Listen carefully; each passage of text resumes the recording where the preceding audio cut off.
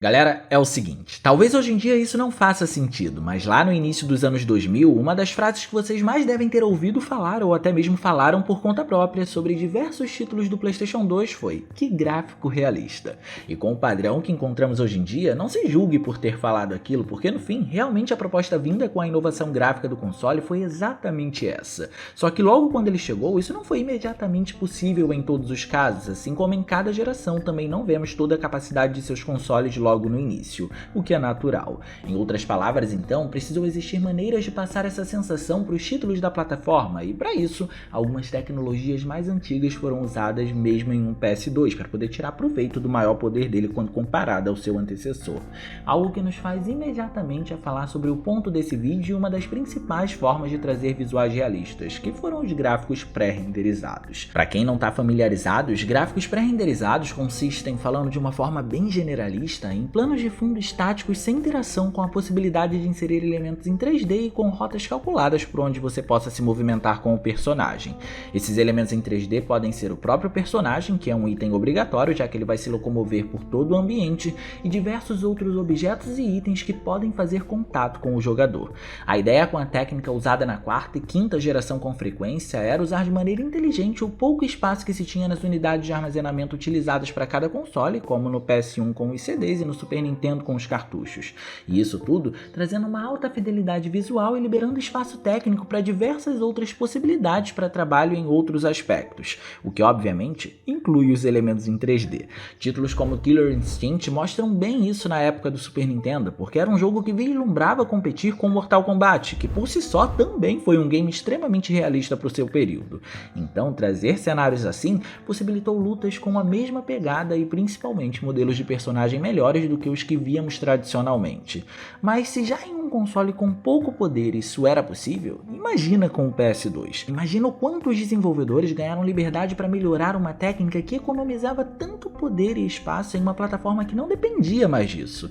Essa foi a ideia de usar o recurso para trazer o realismo no console e inicialmente é interessante a gente dar uma olhada no que isso possibilitou. Mas claro, antes da gente continuar e ver tudo isso, não esquece de clicar no gostei, porque isso ajuda pra caramba e de quebra você faz a boa ação do dia e se inscreve no canal ativando o sininho das notificações para não perder os vídeos de terças e quintas às 19 horas. Tudo isso feito? Então vamos ver mais uma vez o que o PS2 surpreendentemente é capaz de fazer. Não estranhe se você tiver dúvidas com relação ao porquê o estilo pré-renderizado não ficou mais popular e nem conseguiu ocupar o mesmo espaço que os recursos em 3D ocuparam, porque é uma dúvida extremamente pertinente. Afinal de contas, por que não dar seguimento a uma técnica que permite visuais tão realistas? Mas a verdade é que quando se fala de interação, apesar do estilo pré-renderizado ter diversas vantagens relacionadas ao realismo e representação sem usar muito da plataforma, ainda assim ele limita o game. O ponto é que um mundo construído em 3D dá muito mais possibilidades de interação técnica além de jogável. E o que isso quer dizer? A aplicação de técnicas de iluminação, profundidade, movimentação da câmera em tempo real acompanhando o personagem, tudo isso só é possibilitado quando temos um mundo em 3D. Nos ambientes pré-renderizados, poucas eram as possibilidades nesse sentido, e por isso a gente encontra ângulos de câmera fixa ao longo dos jogos. O PS1, no entanto, foi mestre em usar esses gráficos pré-renderizados para poder tirar melhor proveito do seu hardware. E claro, para surpresa de ninguém, tivemos exemplos bons e exemplos ruins, como é o caso de Skeleton Warrior, que mesmo usando esse estilo não tinha cenários bonitos e nem se esforçava muito para ter. Na verdade, o que encontrávamos aqui era uma união de problemas de direção de arte e na hora de conceber o que ela proporcionava usando a técnica. Só que por outro lado, precisamos dar mérito, porque foi graças a isso que vimos o quão bem o jogo performava, e ainda o fazia com diversas coisas acontecendo no cenário, mas sem perder a fluidez e se focando em quão bem os combates aconteciam por conta disso. Assim, sua gameplay, que podemos dizer que é seu ponto principal, foi favorecida e se tornou extremamente dinâmica e divertida. Mas, obviamente, tiveram os exemplos bons e que foram usados como base para o PS2 eventualmente, como é o caso de Dino Crisis 2. Esse daqui é interessante porque age completamente ao contrário do seu antecessor e é o seguinte: enquanto o Resident Evil vinha bebendo muito da fórmula dos gráficos pré-renderizados, o primeiro Dino Crisis, por sua vez, já no fim da geração do PS1, inovou com seus ambientes em 3D, possibilitando muita interação e favorecendo a exploração no jogo, onde mesmo assim ainda renderizava os inimigos com um número exacerbado de detalhes, algo que foi surpreendente para o poder da plataforma. Só que a proposta do segundo game, ainda se mantendo no PlayStation 1, consistia em mudar o seu ritmo e ampliar bastante o que foi visto no primeiro jogo. E como ele foi um título bastante ambicioso, a Capcom usou o mesmo estilo gráfico da saga Resident Evil para poder liberar espaço para tudo que o game precisava executar. Assim, encontramos ambientes deslumbrantes mesmo com uma variedade absurda e não bastante de quebra,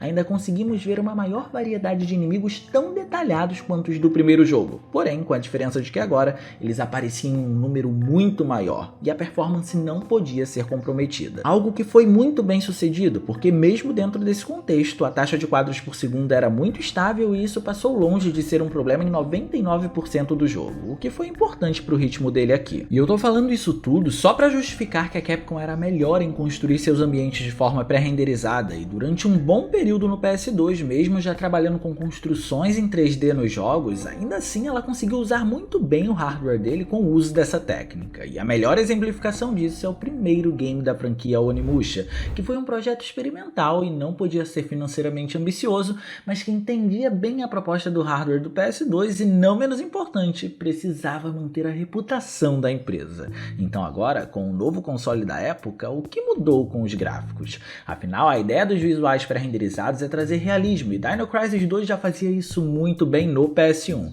Só que ao menos nesse vídeo a gente pode dizer que para responder essa pergunta só precisamos reconstruir ela antes.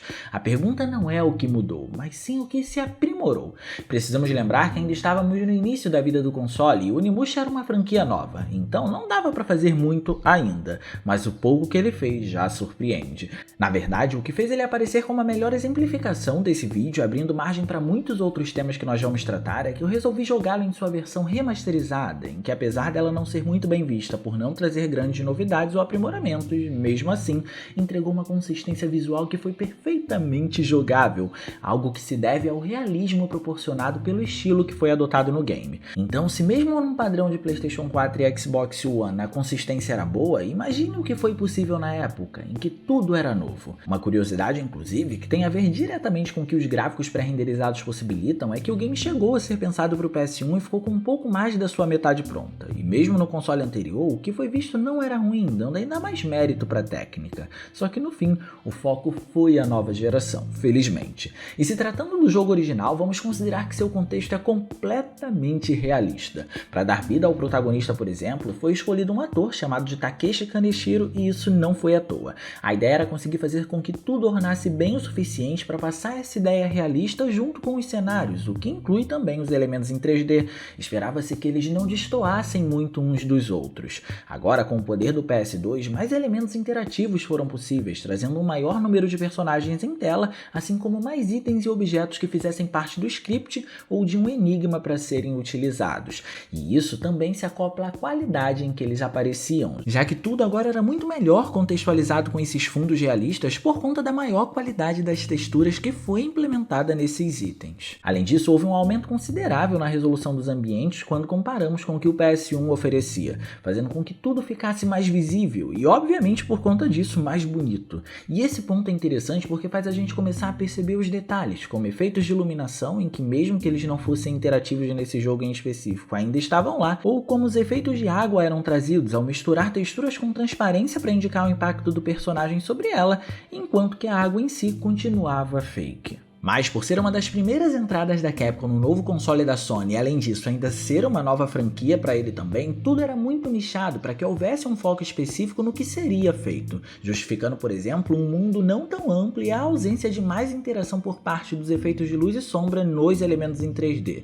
Mas, com tudo o que foi idealizado, podemos dizer que a conclusão dos objetivos foi muito bem sucedida, o que no fim faz com que a técnica consiga imprimir bem a sua ideia no PlayStation 2, até porque não se buscava interação aqui. A ideia do estilo pré-renderizado, genuinamente falando, era a representação de uma possível realidade apenas. E é aqui que podemos mencionar um pouco do que o jogo faz. O Onimusha foi concebido para ser um Resident Evil no Japão feudal, em que assumimos o controle de um samurai. Basicamente tudo que a Capcom estava podendo fazer para poder exprimir a última fagulha do que deu certo na sua franquia de terror, ela estava fazendo. Então, se beneficiando dos cenários extremamente bem feitos, encontramos um estilo bem parecido com o do primeiro Resident Evil, porém dentro de um um outro contexto, é claro. Em outras palavras, se lá tínhamos uma mansão com diversas variantes, aqui temos um castelo no mesmo estilo. E diria que por se alimentar do ritmo do clássico da Capcom, por diversos momentos ele vai parecer um survival horror, com a diferença de que ao invés de você estar empunhando uma arma de fogo, você vai estar empunhando uma espada. Nesse castelo, temos a sua parte externa, sua parte interna, diversas armadilhas, um laboratório e outros pontos que são adjacentes, mas que ainda conversam com a ideia principal, o que foi feito para poder estimular as idas e vindas pelos cenários que eram bastante recorrentes, justamente por conta da alusão feita ao Resident Evil. É claro que aqui você fazia isso também em busca de itens e pontos de experiência com o objetivo de melhorar o seu personagem muito mais do que para achar alguma chave que destrancasse alguma porta, que também acontecia, vale deixar claro. Mas o fato é que andar de um ambiente para o outro era uma tarefa que era estimulada pelo jogo, e para ser sincero, com visuais extremamente agradáveis que acompanhavam esse contexto. Além disso, no meio desse processo ainda existem as mecânicas de combate apresentadas, o que também tem muito a ver com o processo realista que ele quis trazer no início da geração. Como eu disse, Onimusha consegue ornar tudo muito bem. Se tivéssemos que definir qual o estilo do game, ao invés de determiná-lo como um hack and slash de maneira bem superficial, eu diria que ele foi um precursor do que o gênero Souls da From Software veio a se tornar. Os combates são muito mais concentrados em se esquivar e defender, esperando o momento oportuno para poder atacar, do que apenas sair desferindo golpes de maneira desenfreada. E na realidade, esse conceito até chegou a acontecer durante um bug no desenvolvimento do game, mas essa ideia foi pega e usada no esquema de jogabilidade de Devil May Cry, que também é da Capcom. Por isso, para poder ornar com esse realismo, podemos dizer que Onimusha se aproveita muito de movimentos exibidos em filmes de samurai daquela época, e o número de inimigos nos cenários favorecia essa jogabilidade mais cautelosa, bem como o comportamento deles, que também era cauteloso, influenciando a inteligência artificial apresentada. Todos eles obviamente muito bem recriados, e os movimentos também seguiam por esse mesmo ritmo. E nesse início, todo esse empenho, foco e cuidado aos detalhes foi favorecido pelo fato do game com seu estilo não consumir tanto quanto consumiria caso fosse tudo renderizado em 3D. Por isso, o resultado ficou tão consistente, a exploração no game ficou bastante imersiva pelo seu ambiente um tanto aterrorizante para o conceito. Só que, para complementar esse realismo, também houve um cuidado no modelo dos personagens. Além do alto número de polígonos que facilmente superam os que vimos em Resident Evil Code Veronica, que também é da Capcom e é um jogo completamente em 3D, toda a sua composição era favorecida. É só olhar para o trabalho de profundidade feito na armadura do protagonista, na representação do cabelo e, de certa forma, até nas expressões faciais. Obviamente, sempre tem um ou outro título que se destaca, mas nesse período isso ainda não era algo comum, fazendo com que dentro da sua proposta, a Onimusha cumprisse muito bem o seu papel.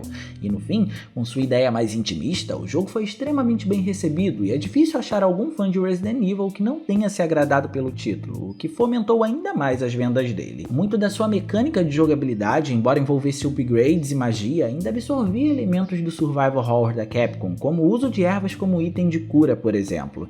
Então podemos dizer que a empresa trabalhou em algo novo, porém em sua zona de conforto, e por isso o resultado foi tão satisfatório, resultando em boas vendas. E é usando essa premissa de gráficos pré-renderizados que o jogo, para o seu ano de lançamento, é facilmente um dos mais realistas do período, já que ele foi lançado em 2001, mostrando como usar bem o poder do PS2 de maneira ligeiramente inteligente e realista. Mas agora eu quero saber o que você acha do conceito dos gráficos pré-renderizados. Na sua opinião, é um conceito que deveria ter continuado até os dias atuais ou já está extinto e com razão? Deixa aí no campo dos comentários que eu quero saber a sua opinião, beleza?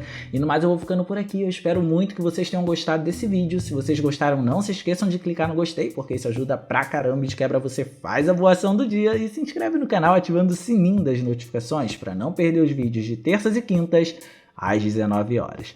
Minhas redes sociais vão estar aparecendo por aqui, se vocês quiserem trocar uma ideia, sou todo ouvidos.